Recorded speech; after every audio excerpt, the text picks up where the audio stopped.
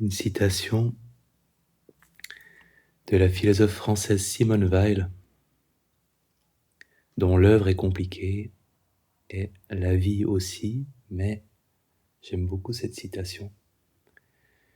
Il faut seulement savoir que l'amour est une orientation et non pas un état d'âme. Et avec la bienveillance, on parle volontiers d'attitude. Ça correspond à cette idée d'orientation.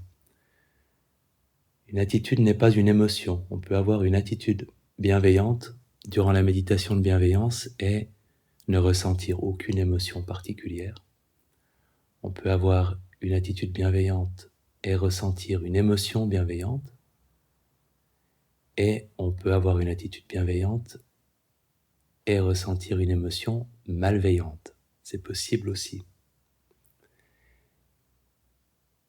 Et ce n'est pas un problème. Donc, une attitude ne va pas fabriquer une émotion, mais elle peut la rendre possible. C'est comme si elle pouvait lui faire de la place. Creuser un terrier ou un nid en attendant que ce terrier ou ce nid se remplisse ou ne se remplisse pas d'une émotion. Et si il ne se remplissait pas, ce ne serait pas grave non plus parce que finalement, de toute façon, l'attitude bienveillante, elle évite aussi de laisser de l'espace à son contraire. Donc, le temps qu'on occupe avec une attitude bienveillante, c'est le temps qu'on n'occupe pas avec autre chose. Et typiquement, je dis de temps en temps à la séance consacrée à la bienveillance que une bienveillance artificielle et peut-être factice si l'émotion qu'on ressent ne correspond pas à la bienveillance, ça vaut toujours mieux qu'une malveillance bien sincère et spontanée. Donc, il y a cet intérêt de nous donner cette direction, remplir, occuper l'espace de notre esprit avec une attitude qui nous fait du bien, plutôt qu'une autre. Et j'ai eu une expérience dans ma méditation, dans ma pratique de bienveillance, où cette attitude a ouvert la voie, ouvert la porte à ce que l'émotion se développe. Il y a une personne qui m'avait fait du mal, donc que je refusais prudemment d'intégrer à mes méditations de bienveillance pendant très longtemps. Et tout à coup, je crois même pas que c'était pendant une retraite, je crois que j'étais chez moi, je l'ai choisi comme personne difficile pour la méditation de bienveillance. Et je lui ai adressé ma phrase sans qu'il y ait la moindre émotion, naturellement, qui soit associée à ça, même pas forcément non plus de l'agressivité, mais rien. La difficulté à exprimer quelque chose autrement que par les mots, mais au moins j'avais exprimé par les mots cette intention bienveillante pour cette personne-là. Et quelque temps plus tard, sans que j'y réfléchisse du tout, j'ai eu l'envie de l'inviter dans la catégorie des personnes neutres, qu'on réserve normalement à ces personnes qu'on ne connaît pas bien dans la méditation. Et encore quelque temps plus tard, dans la méditation où vous l'avez choisi comme personne neutre, c'était de nouveau émotionnellement très calme. Il y avait cette attitude bienveillante, mais il n'y avait pas de ressenti. Et quelque temps plus tard, et ça m'est venu absolument naturellement, je l'avais plusieurs fois invité comme personne neutre, je l'ai invité dans la catégorie personne proche. Et non seulement je lui ai adressé la phrase, mais j'ai aussi, en même temps que je la lui ai adressée, réellement ressenti une forme de chaleur, de bienveillance pour cette personne, qui était pour moi une personne extrêmement difficile.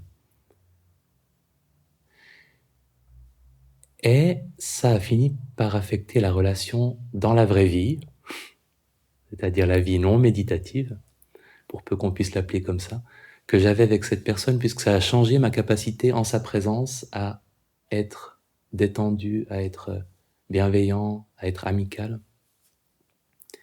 Donc, cet espace, en tout cas c'est comme ça que je l'ai vécu, cet espace créé par une méditation de bienveillance où je répétais une phrase à laquelle finalement je ne croyais pas, a fini par prendre suffisamment d'élan, suffisamment de force pour que j'y arrive de plus en plus facilement et que finalement même mon cœur soit aligné sur cette intention bienveillante, que ce soit pas seulement des mots, mais qu'il y ait vraiment une émotion qui suive.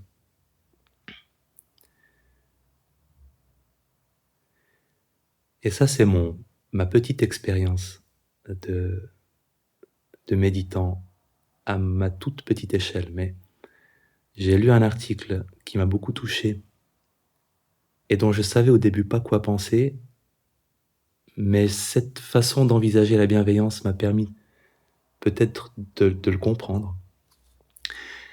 Il y a une dizaine d'années, un homme est entré dans une école pour enfants Amish, donc aux États-Unis, des jeunes enfants, et il en a tué plusieurs avant de se suicider. Et très très peu de temps après la tragédie, je crois que c'était pratiquement le jour même ou le lendemain, la communauté des Amish, donc qui sont cette... est-ce qu'on a le droit de dire secte sans que ce soit péjoratif? Cette secte chrétienne très conservatrice qui vit encore comme au 19e siècle. Très peu de temps après, la communauté a déclaré qu'elle pardonnait aux tueurs. Ce qui, si je le lisais comme ça, me paraîtrait surtout absurde, enfin, que ça se fasse aussitôt, et arbitraire finalement pour les personnes dans cette communauté qui n'auraient peut-être pas envie, qui ne seraient pas prêtes à pardonner. Et peu après cette déclaration, l'épouse du tueur a vu marcher vers sa maison plusieurs membres de la communauté Amish, des hommes, et son père, qui était peut-être aussi inquiet pour elle ou inquiet pour ce qu'il venait faire exactement, est sorti de la maison pour aller à leur rencontre, et elle les a vus depuis l'intérieur de la maison prendre son père dans leurs bras. Ils se sont rendus à l'enterrement de son mari, et certains des parents d'enfants qui avaient été victimes du tueur ont pris sa mère dans leurs bras, sa femme dans leurs bras, les ont protégés des paparazzis qui étaient sur place, ont exprimé leurs condoléances. Ils ont fait un don important à la veuve et à ses enfants.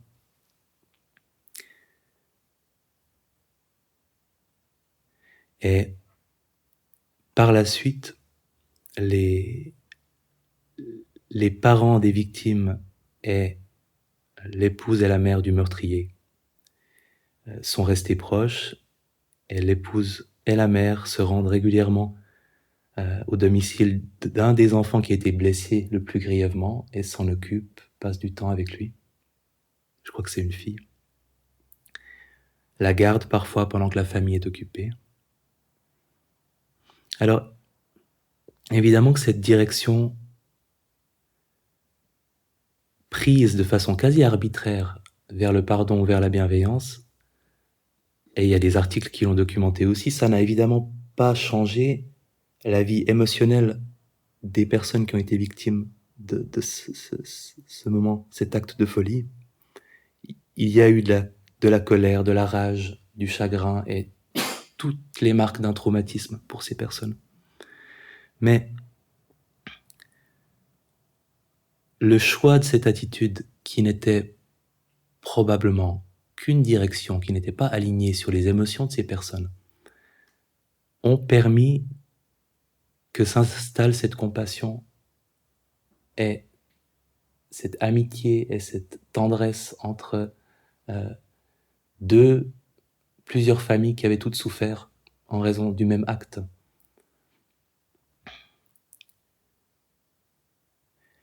Et il y a une phrase à laquelle j'ai tout de suite pensé en lisant cet article sur la rancune, que je trouve absolument magnifique parce qu'elle est elle décrit exactement la réalité de ce qui se passe. La rancune est ce poison qu'on avale soi-même dans l'espoir qu'il tuera quelqu'un d'autre. La rancune est ce poison qu'on avale soi-même dans l'espoir qu'il tuera quelqu'un d'autre. Et c'est exactement ce dont ils ont pris conscience en prenant cette décision qui peut paraître presque scandaleuse si on la lit sans comprendre à quoi elle a mené par la suite, de pardonner. Ils ont ouvert cet espace dans lequel la rancune aurait de la peine à rentrer et d'autres émotions qui pouvaient contribuer à ce qu'ils vivent le mieux possible cette situation insupportable et que la famille du tueur, qui n'avait aucune responsabilité là-dedans, elle aussi vive de la façon la plus humaine possible les suites de ce drame. Donc, ces attitudes qui sont parfois complètement, en tout cas dans un premier temps, détachées de ce qu'on ressent réellement vis-à-vis de personnes pour lesquelles on a des raisons d'être en colère, ouvrent des possibilités et rend plus difficile l'installation de cette rancune qui est un poison. Donc, une invitation... c'est bien, j'ai retenu mes émotions jusque à chaque fois que j'évoque cet article. C'est maintenant que je les sens monter.